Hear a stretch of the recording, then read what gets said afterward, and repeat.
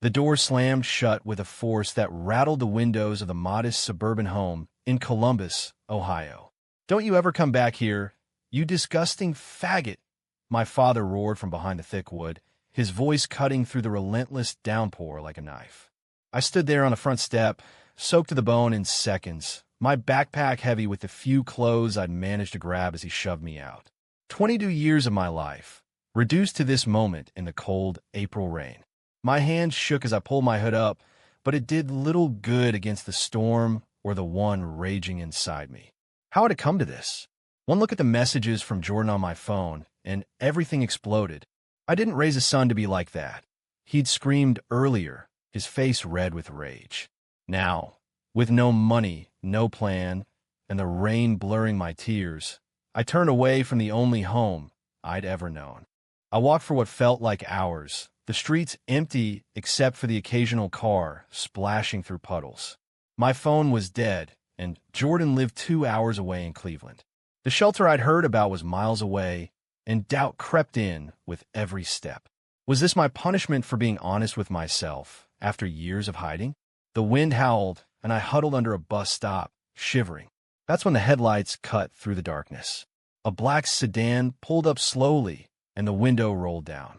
An older man, maybe mid-50s with salt and pepper hair and a sharp suit, looked out at me. "Alex Thompson," he asked, his voice steady despite the rain.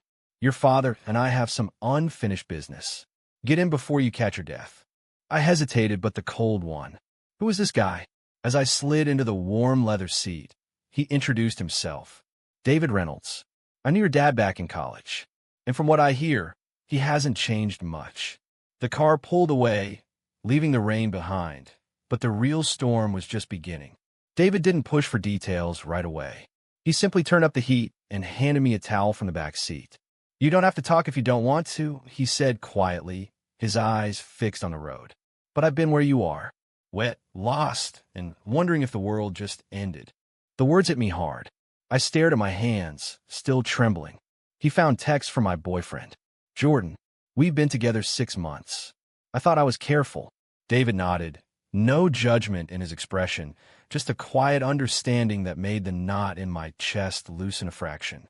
We drove in silence for a while, the wipers slapping rhythmically against the windshield. I told him bits and pieces, how Dad had always pushed the real man talk, sports, girls, the whole script. How Mom's death 5 years ago left us even closer, or so I thought. How one stupid moment of leaving my phone unlocked had shattered it all. David listened without interrupting, his face tight with something I couldn't name yet. By the time we reached his apartment in the city, a sleek high-rise overlooking the river, the rain had eased to a drizzle. He led me inside, the place warm and modern with books lining the walls and soft lighting that felt worlds away from the chaos I'd left behind. "Shower's down the hall. I'll order some food and find you dry clothes." I stood there dripping on his hardwood floor, grateful but wary. Why was a stranger helping me? As I changed, my mind raced. Jordan's face flashed in my thoughts, his laugh, the way he made me feel safe for the first time. I borrowed David's phone and called him, voice cracking as I explained. "I'm okay, but I don't know what happens next." Jordan's voice was steady.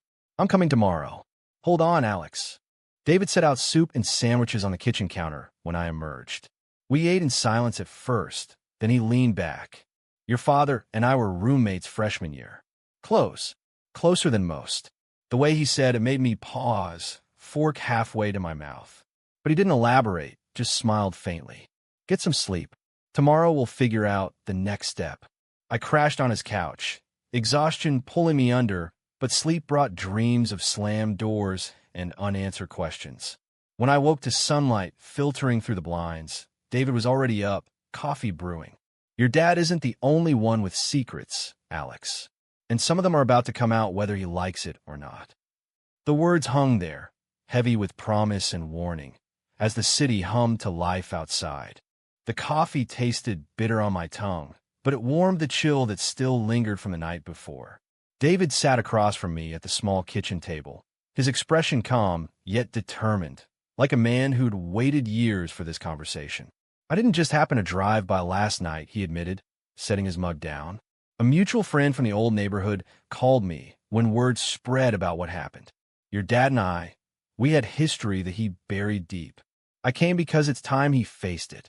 I stared at him, the pieces starting to click into place, but not quite fitting yet. History? My father, the guy who coached Little League and preached about traditional values, had a past with this polished lawyer? Before I could ask more, my phone, now charged, buzzed with a text from Jordan. On the road. Be there by noon. Love you. Relief washed over me, but so did guilt. Jordan had his own life, classes at the community college, a part-time job. Dragging him into this mess felt selfish. David noticed my frown. Boyfriend? I nodded, and he smiled genuinely. Good. Hold on to that. Love like that is rare. He stood and grabbed his keys. I've got a spare room at the community center where I volunteer. They help young people in situations like yours. Job interviews, counseling, a safe place. Let's get you set up. The drive into downtown Columbus felt surreal. Buildings rose around us. People hurried along sidewalks with coffees in hand, oblivious to the earthquake in my life. At the center, a bright space filled with posters about acceptance and support groups. David introduced me to a coordinator named Maria. She didn't pry, just handed me forms and showed me a bulletin board with openings, barista at a nearby cafe, stock work at a bookstore. We believe everyone deserves a fresh start, she said softly. I filled out applications, my hands steady for the first time in hours. Jordan arrived just as I finished, pulling me into a tight hug in the parking lot. His familiar scent of cologne and paint from his art classes grounded me. You scared me, man, he whispered. We grabbed lunch at a small diner nearby, David giving us space but staying close. Over burgers, I spilled everything. The fight, the rain, David's sudden appearance. Jordan listened, his hand finding mine under the table. We'll get through this. Together. But doubt gnawed at me. What if Dad was right? What if loving Jordan made me the problem? Back at David's apartment that evening, the revelation started. Over Chinese takeout, David opened up. Your dad and I were more than roommates. We were together for 2 years in college. He loved me, Alex.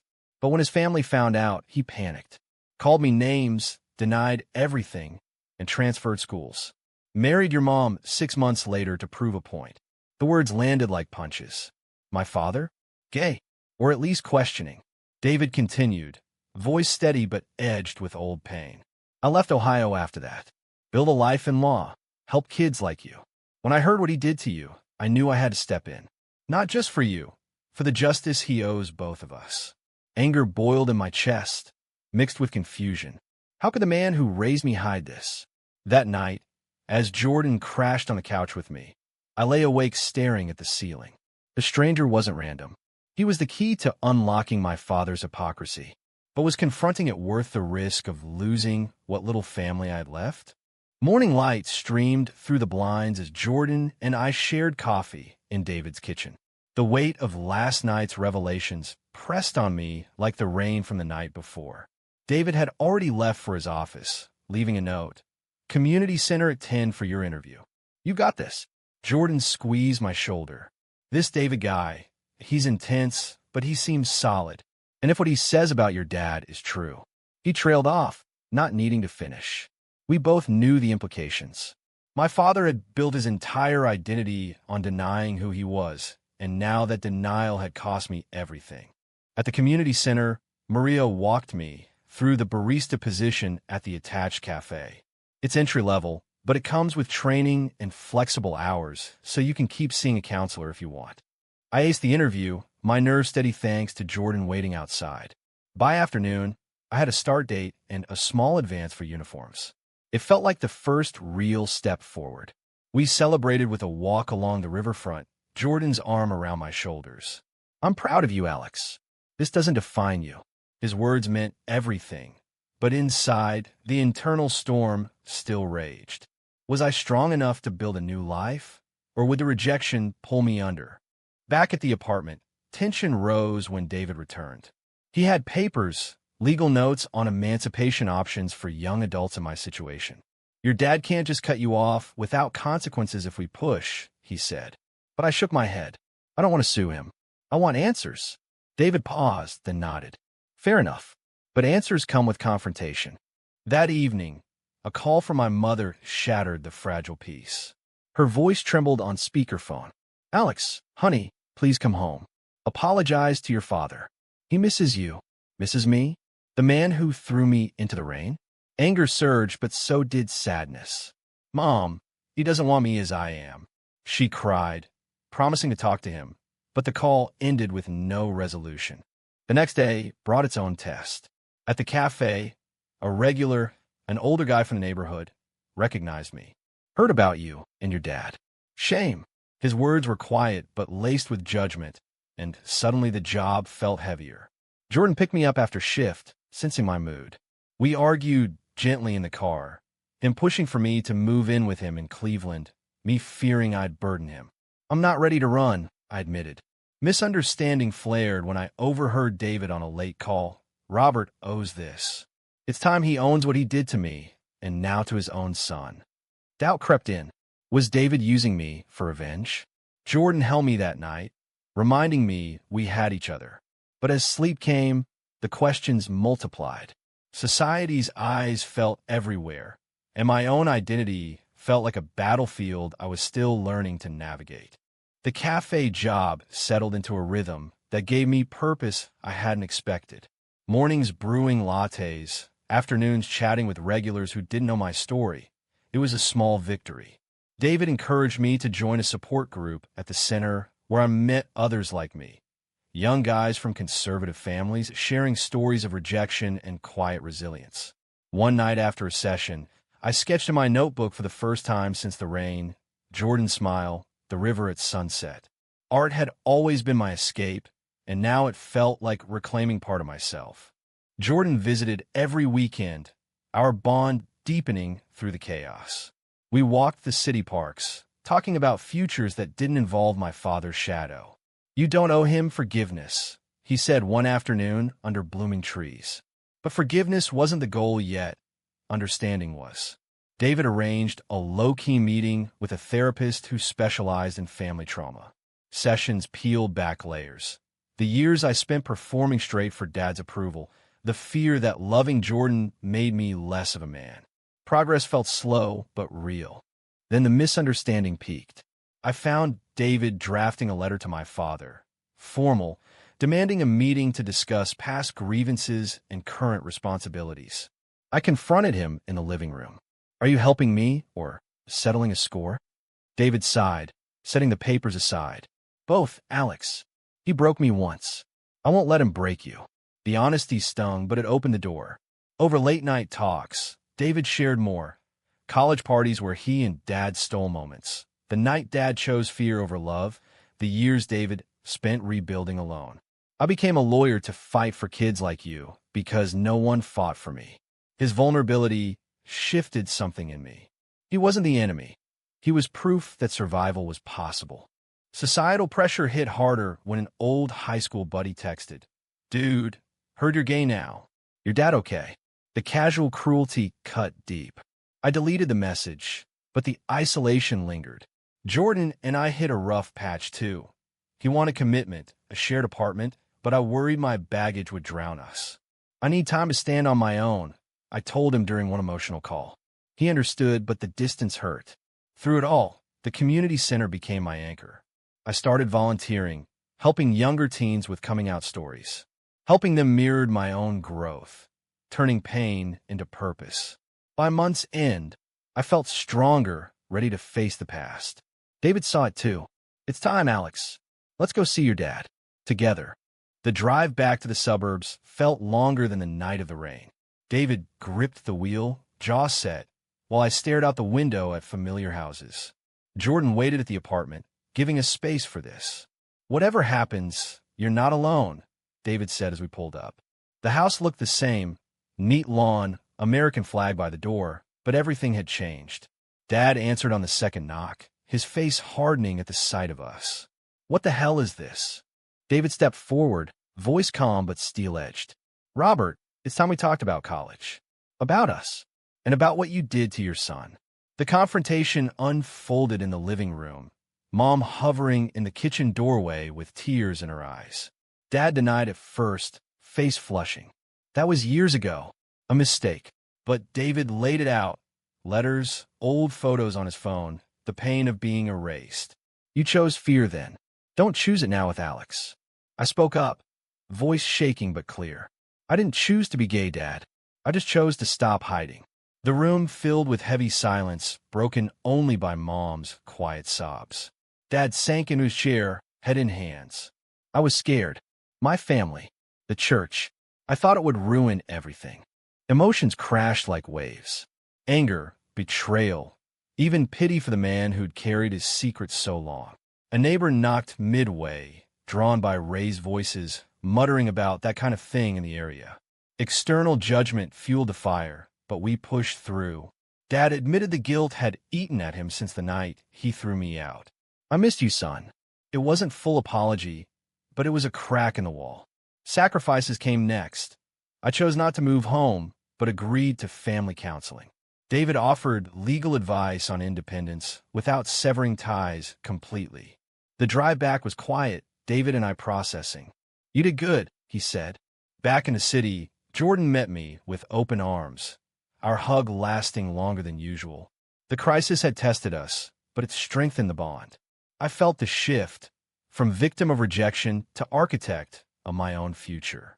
Weeks blurred into months as the pieces of my new life clicked together.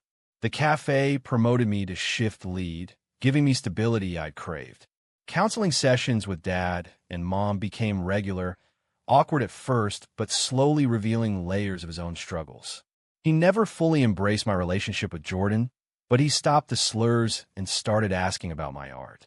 Partial reconciliation felt like enough for now. David and I stayed close. He became the mentor I'd never had, helping me apply for scholarships at the local art institute. You turned my old pain into your strength, he told me one evening over dinner. His own healing showed in the lighter way he carried himself. The score settled not through revenge, but truth. Jordan and I found our rhythm too. He transferred closer to Columbus, and we moved into a small place near the river.